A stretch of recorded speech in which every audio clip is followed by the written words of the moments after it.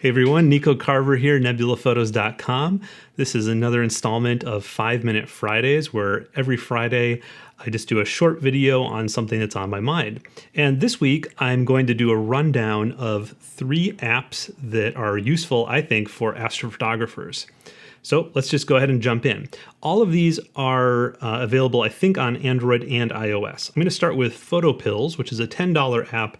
I think it's well worth that. It has some just handy features. You can look at what the sun is doing every day and know, like, for instance, when does nighttime start? So 10:30. That's useful. I mean, and you can actually make this a widget. And so I've done that. I can just show that real quick here. Just like that. So I can see exactly when astronomical twilight ends at 10:30. It also says when the galactic center is visible. So right now it's midsummer, so the galactic center is visible right at the beginning of nighttime. And it also tells me right down here how much nighttime with no moon. So 4 hours and 34 minutes tonight. Pretty good. If it only weren't so cloudy.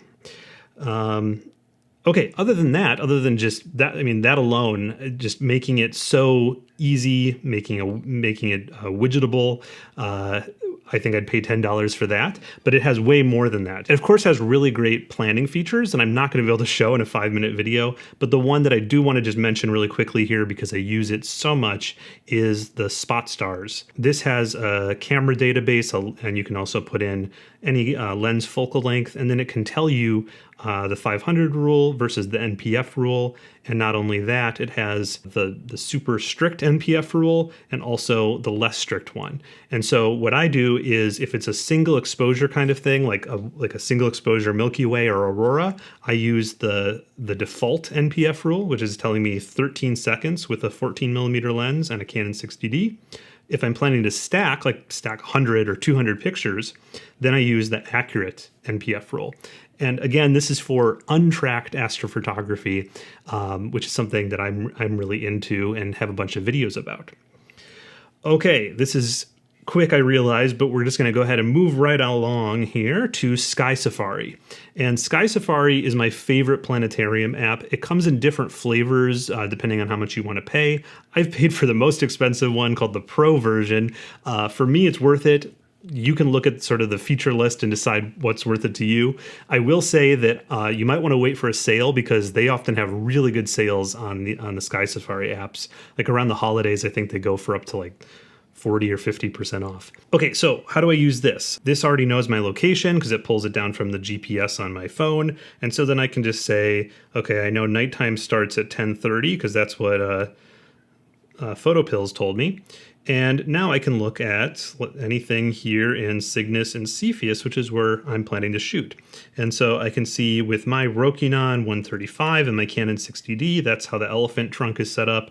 That's because I've set those in my equipment database, but I have a bunch more in here as well. So if I wanted to see instead what the elephant trunk looks like with my Stellar View telescope and my QHY 268, I just turn that on, hit back, and it's been added right there to the screen. And I can add as many of these field of view indicators as I want, which is really handy for planning. I can quickly zoom in here just by doing a pinch motion and see, oh yeah, so the whole elephant trunk part of it fits in my field, but I don't get the full emission nebula there. The last one may be a little bit weird, because it's not a planning tool. It's actually an editing tool. And the reason I want to show this one is because I've been getting more and more into doing astrophotography just with my phone.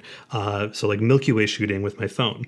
And the natural conclusion to that is, why, if I can shoot astrophotography with my phone, why not also try editing it on the phone?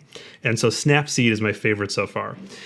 This one, you just open up a picture. So this is a picture straight from my phone of the Milky Way. This is a 30-second exposure I took with a barn door tracker. And then to edit it right here on the phone, I could just click Tools and Tune Image. And then if you sort of swipe up and down, you can pick different options here. So I'm going to pick the shadows and bring those way down. I'm going to pick contrast and bring that up a little bit, and I'll pick saturation and bring that up too. But when I brought up saturation, since this is a normal color filter array, so there's a lot of green noise, it really brought up a lot of green in the picture. So then what I can do is I can go back into tools here, go to curves. And just like in Photoshop, which I've shown many times, we have the normal luminance or RGB curve here, but if I click right there, I can pick my green curve and just bring that down just a little bit. And just like that, I've edited a picture of the Milky Way right here on Snapseed on my phone. I can export it, save a copy, share that to Instagram. So this is something I really want to get more into, is, fully smartphone astrophotography, because I think it's going to be a really big deal in the next few years. Hope this was a handy 5-minute Friday for you. Till next time, again, this is Nico Carver, nebulaphotos.com. Clear skies.